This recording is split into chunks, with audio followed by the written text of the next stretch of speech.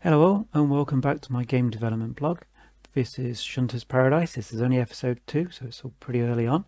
And just as a quick recap, this is going to be an Android game made in Unity 3D and I'm using C#.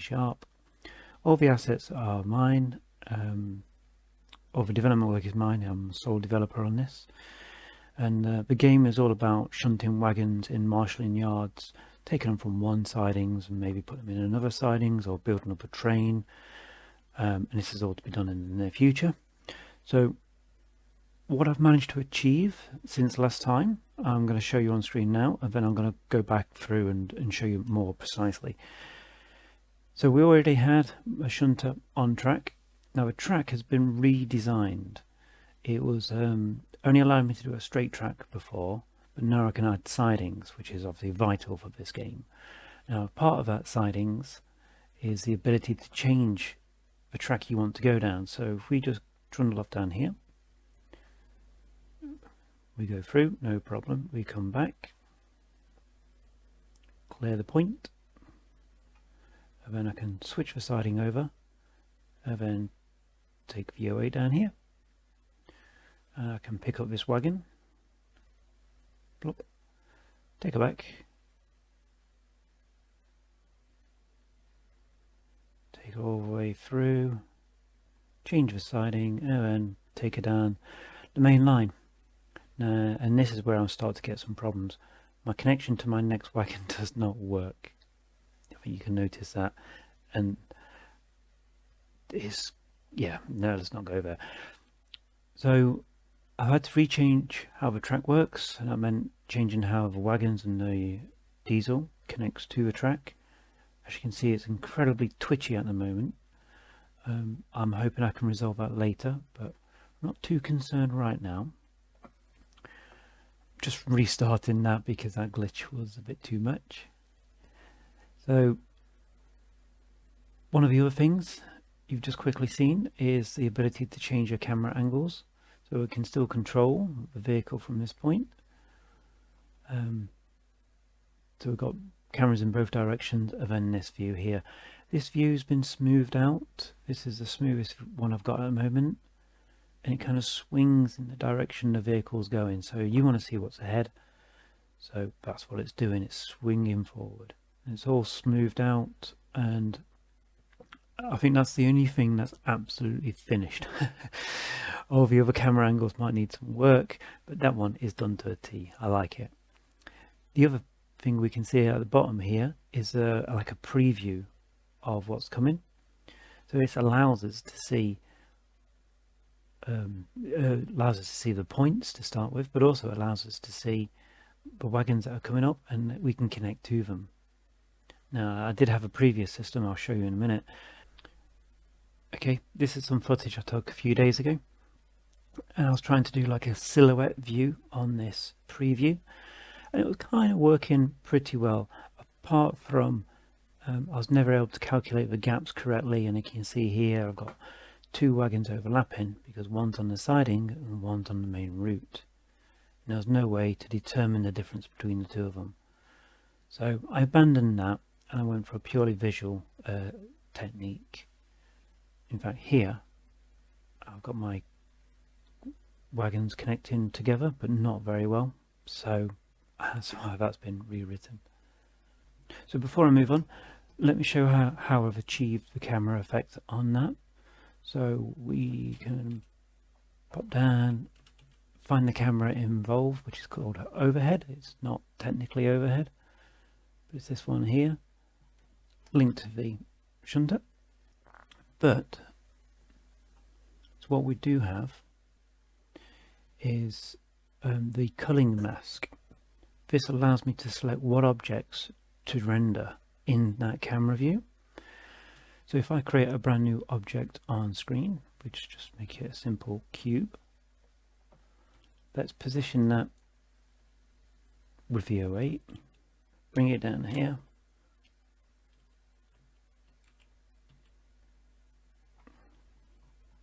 as we can see that is clearly involved in that 08.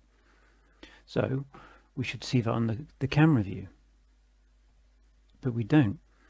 The reason being is because that box doesn't have the layer set to it that the camera is looking for.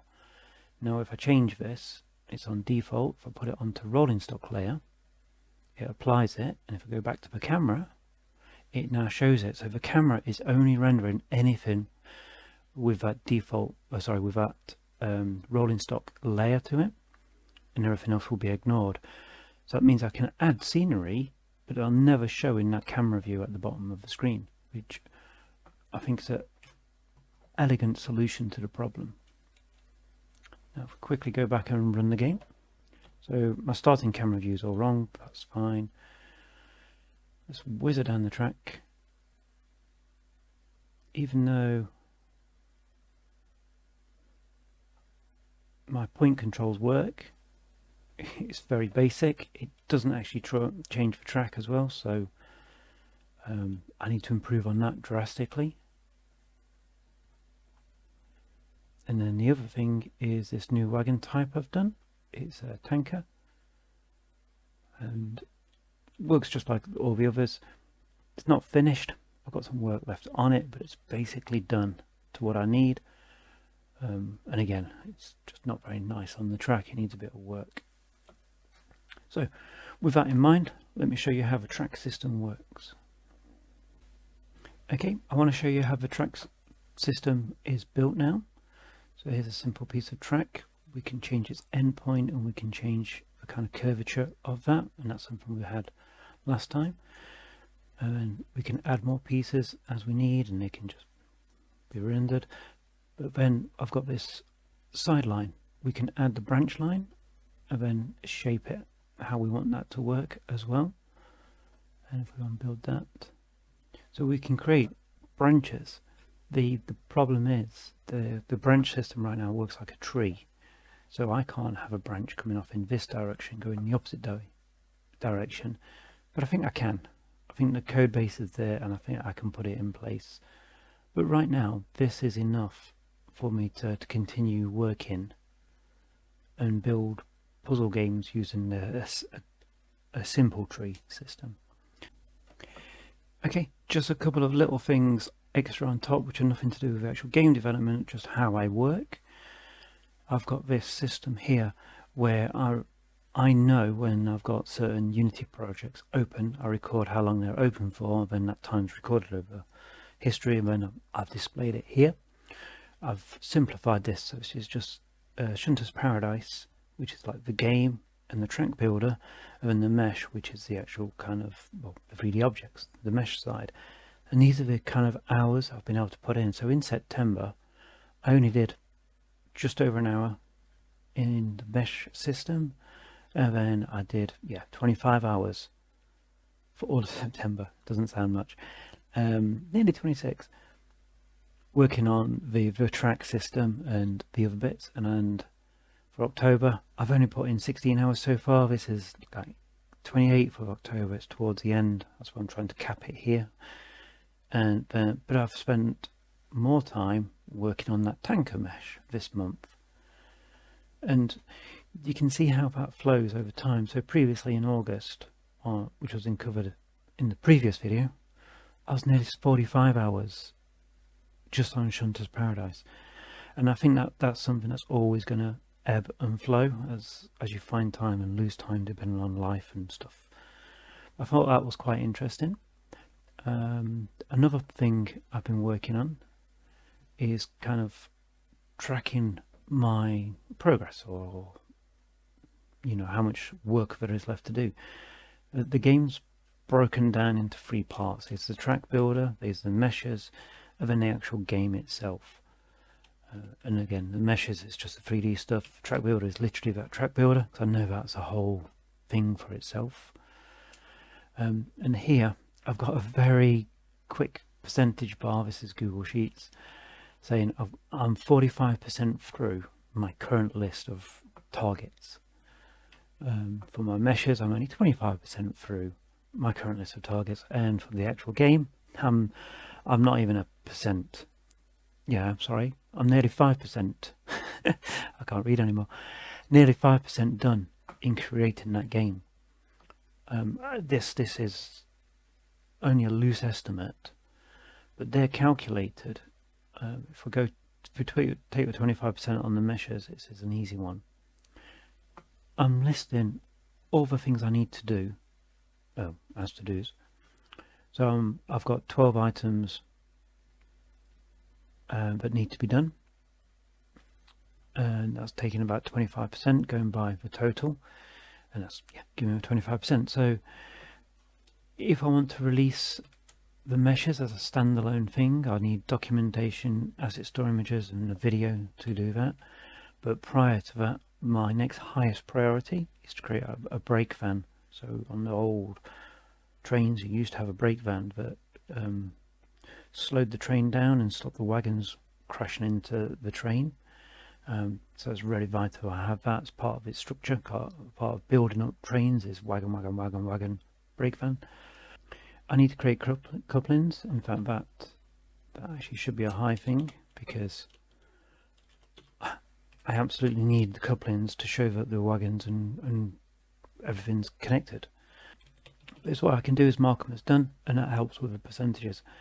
So I can track everything I need to do. So if we look at track builder, it's got similar things like show the point swapping on the track. These are all things we need to do, and hopefully they'll get done at some point. But in the game, this is a little bit easier to map out because of just natural kind of game progress you're going to have to do. So I need an option to uncouple the wagons, and this needs to be visible in the UI as well, and that's something I haven't resolved. That's quite a major thing that's going to affect how the game plays. I need to show where the wagons need to go at the start of a level. I need to indicate this wagon needs to go into this siding, or vice versa. We need sounds. I need a basic level. I need all the menus you get on a typical game. But down here, I'm hoping to have at least 30 levels, and that's why I've got them listed here, and that's why the percentage is so low. And I can just keep on adding stuff as I need, and the great thing about Google Sheets is I can add this anywhere I like, and it's easy just to add a new item. And then I can come back and have a look at these percentages and see how far I've done, or how little I've done. Okay, so that's it for now. What I'm hoping to cover next is, well, I need to sort out my wagons so they can all connect together correctly. I'm hoping to build that brakes van, and I'm also hoping to put in a system where I can uncouple as well. These are all vital things that I need to get in place to start proving the game concept and design can work. And hopefully you'll carry on following me on this journey. I think this video has been a little bit choppy in how I've put it together. Again, that's something that I'll get better in time. So if you want to give me any feedback, please do. Just let me know. You're waffling here, or more detail here, or let's see some code. Just let me know what you want to do. I'm happy to share my code. I'm happy to share my successes and my failures, and hopefully, this will be interesting to people in their own game development journeys as well. So take care for now, and bye.